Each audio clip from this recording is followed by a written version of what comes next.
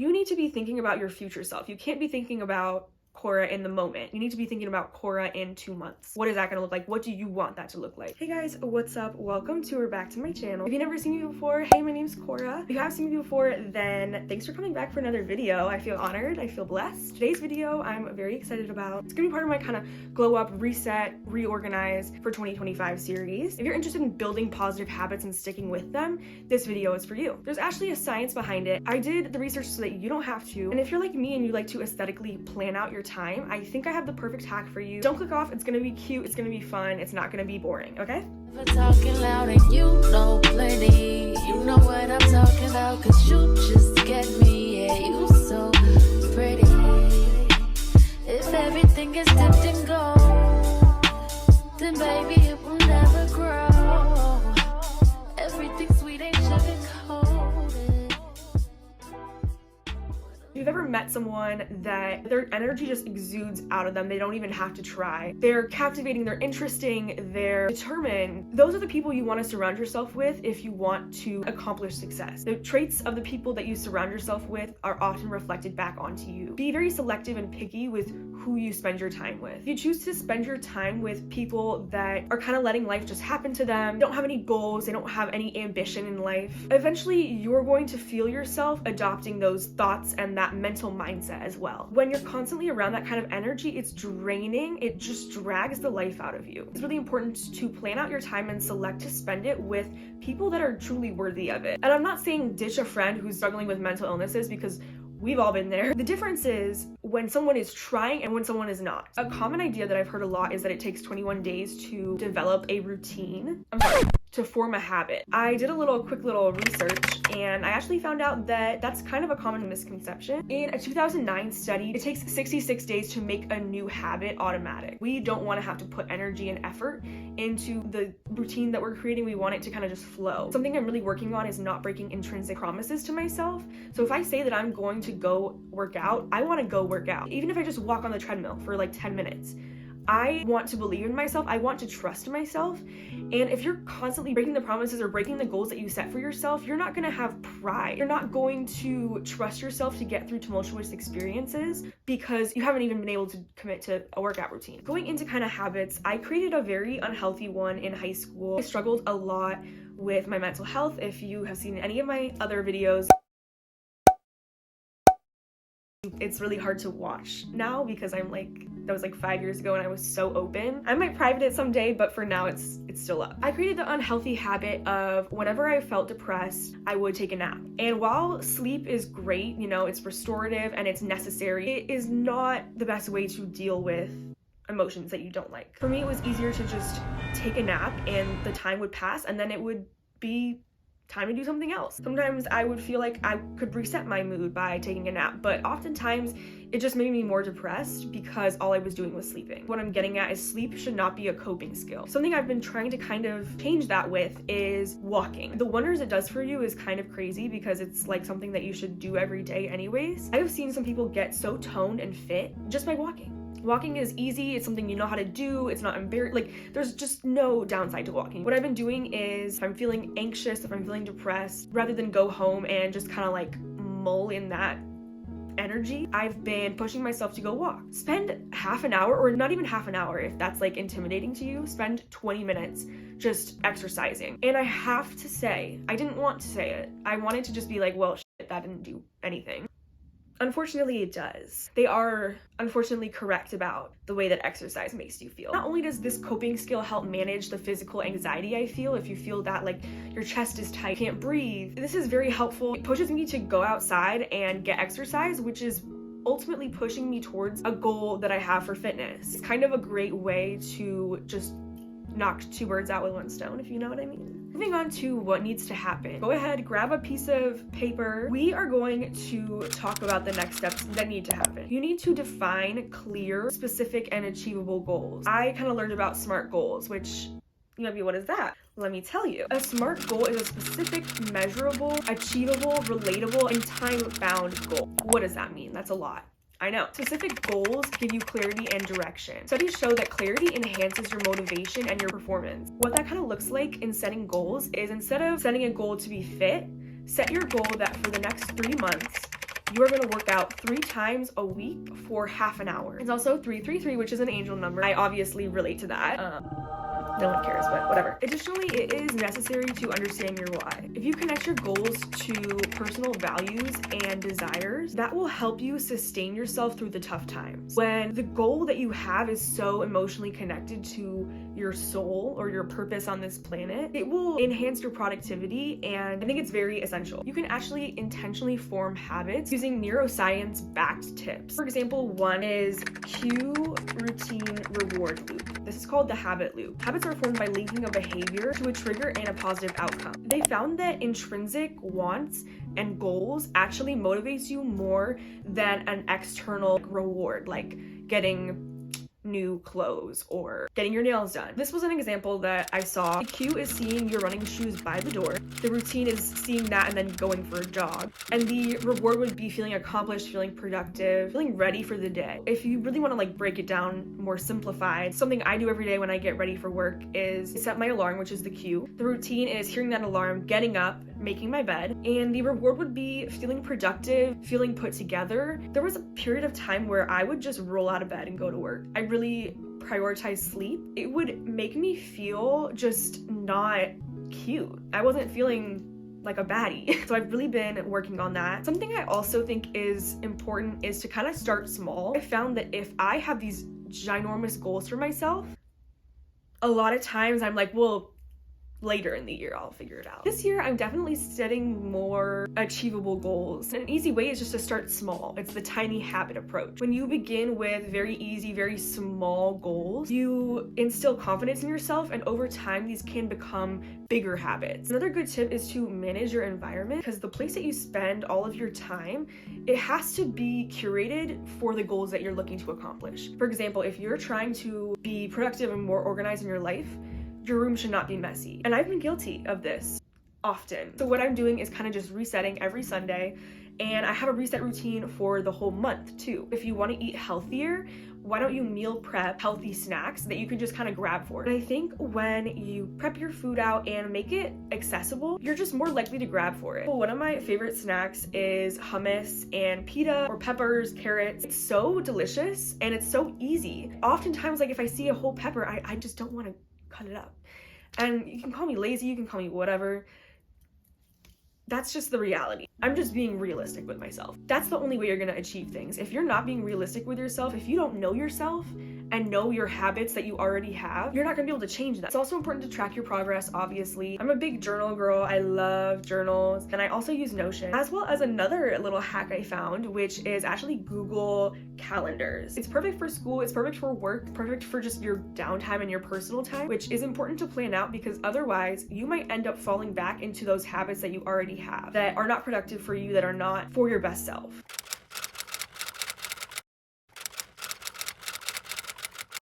Here we are with the voiceover. So I just wanted to show you guys, this is just me creating appointments, and the way you have to create them is technically putting them on different calendars with quotations, if you will. Those are all on the left side. You can kind of see that's the way that we are going to manipulate the color of all of the different subjects and topics that you wanted to know. It's kind of nice because you can write in the notes kind of what you want to focus on that day. If you have a lot of like schoolwork to do and then you have a job, or you know, just your personal goals, it's a good idea to kind of keep them all together in one place. Here I am just kind of creating my schedule so that you can see what I'm talking about and what a full schedule looks like. Like you can't already, but just because like it's aesthetic and I kind of like the vibe of it. You can also go in and add a location, which I will show you in a moment. And you can put general reminders too, which I do for a lot of my financial obligations. So here I am. Wow, I was going to town. You get the idea, but I'm trying to fill up and kind of just show so that you can see how cute it looks when you actually complete things, and it makes you want to complete them. Okay, now here I am creating a new calendar, which was tenant events. The colors are kind of boring, but I'm going to show you how to change that. It's on a, sliding scale. You can kind of create a lot of different colors. I will say it's like somewhat limited, but I do love that feature, and I think it really personally sways me to use it. If my things are aesthetically, I'm gonna use it. I had to change the work color because I was like, this is a god-awful color. I hate this. I needed something a little more pleasing on the eyes. Here I am just, back to it, creating that schedule. Wow, I really took my time with this.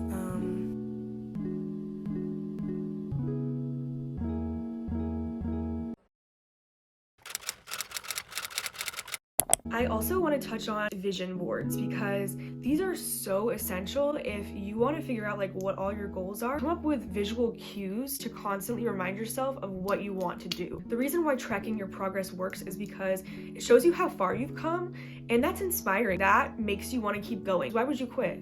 If you're halfway there. It's also really important to adopt a growth mindset. I saw this on Pinterest. This like blew my mind, but it makes sense. Your mindset is about 80% of everything. If you are telling yourself that the day at work is going to go really fast and that you're going to be really productive, you're going to be really fast and really productive. You want yourself to be correct. That's a psychology thing that I can't remember what it's called. It's the fact that you want to prove whatever mindset you have correct. Cultivating a growth mindset is a concept by Carol Dweck. It embraces change and views it as a path to mastering your wants. So a fixed mindset versus a growth mindset. Don't click off. It's gonna be good. A fixed mindset is believing that abilities are static and unchangeable. A growth mindset is believing that abilities can be developed through effort and persistence. So it's important to kind of replace your thoughts instead of like, I can't do this. For example, trying to run a marathon. If you think, well, I can't do this, like I can't run a marathon, then it's gonna be like, no, you can't run a marathon. But if you think of it as, I can do this with time, with practice, like I can get there, because you can. It's not impossible. How do people do it? How do people achieve any of their goals that they want? It's not gonna be easy fulfilling your goals. It's not gonna be easy fulfilling your wants and your destiny. Ladies and gentlemen, the 1999 U.S. Open Women's Singles Champion, Serena Williams. You can start easy. You can take baby steps there. For example, I'll use running a marathon. Run a 5K first, then run a half marathon, then run a full marathon. I have friends who have done this. It's insane because they were just persistent and ultimately they believed in themselves. They believed that they could do it. It's also helpful to embrace free will. I don't know if I'm the only one where this has been all over my TikTok, like when I remember I have free will. And it's so true. Instead of feeling like, oh God, like I have to go to work and then I have to take the train back home and then I have to make dinner, think of it as every day I get an opportunity to live a different day. Every day you can start from scratch and start over. I've been trying to romanticize my life, I guess would be the best way to put it. For example, I have like a 45-minute commute to work. It is on the train. If you are in Chicago, if you've been to Chicago, if you've ever taken, it's not the Metro. I wish. It is the CTA, like the CTA train. I don't know what the hell it's called. It's called the L. There are some colorful characters on it. Yo ass, you a fucking hoe! You a fucking hoe! Is next. Doors open on. Doors open on the right. You never know what you're going to run into, and it's best to just keep your eyes down and not be interacting per se. Sometimes it gets delayed, sometimes it stops, sometimes there's someone next to you shooting up drugs. And in a lot of ways it's not glamorous, in a lot of ways it is not fun, but I've been reminding myself that it's like, I'm like this little character in this life, and part of my life, part of my adventure is taking the train home. I know people that drive in from Indiana at my job. When I think of it like that, it's like, I'm lucky. Like, I could live way, way out in the suburbs and have to commute like hours to get into downtown Chicago. Instead, I'm fortunate enough that it's only like a 25-minute train ride. You are blessed to walk. You are blessed to have legs that work. Blessed to be functioning in a healthy body, or a mostly healthy body. Bruh.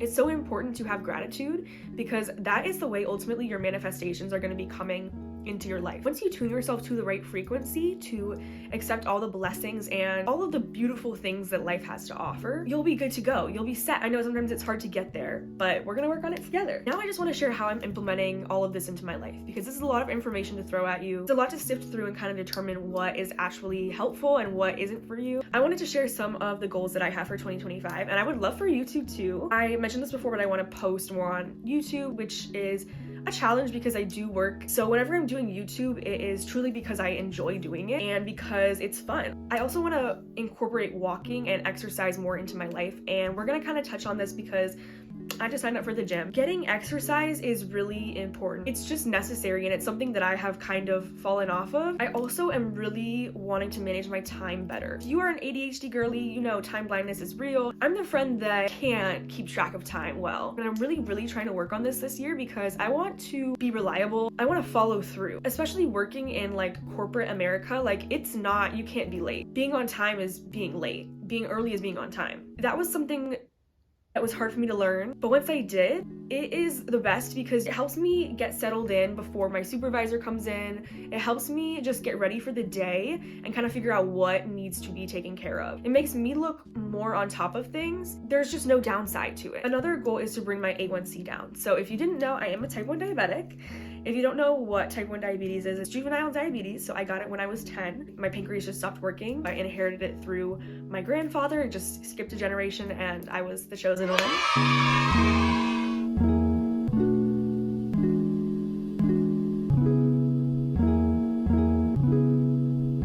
That's been really hard, and I'm not gonna get into it because ultimately, like,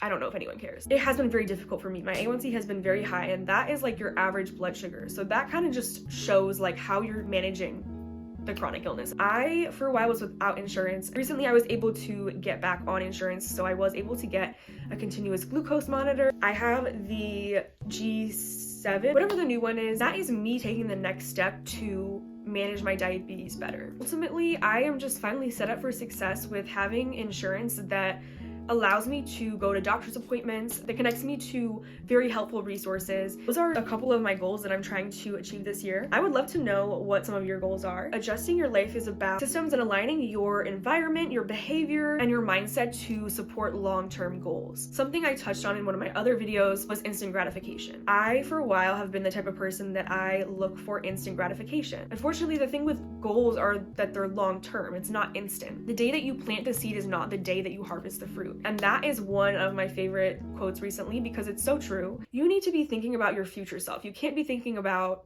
Cora in the moment. You need to be thinking about Cora in 2 months. What is that going to look like? What do you want that to look like? Science emphasizes and backs up that small steps are more effective than drastic changes. And that's why I mentioned that. I think that's very important. My best advice would be to start with 1 or 2 small habits and kind of go up from there. A small habit I've been doing recently is I make my bed every single day when I get up. Before I go to work, whatever it is, wherever I'm going, my bed is made. It sounds kind of silly, but it's an easy way to make myself already feel productive at like 6:30 in the morning. And it really only goes up from there. I also love my manifestations. I listen to them every morning before I get ready for work. It's just success affirmations. I have a whole lot, and it really puts me in the right mindset to have a good day. Progress builds momentum. Soon you'll be seeing the new routines in your life changing things. You'll become addicted to seeing yourself succeed.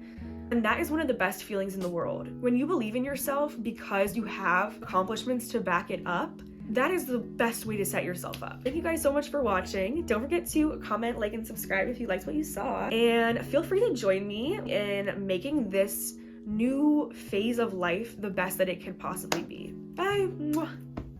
If everything is dipped in gold, then baby it will never grow. Everything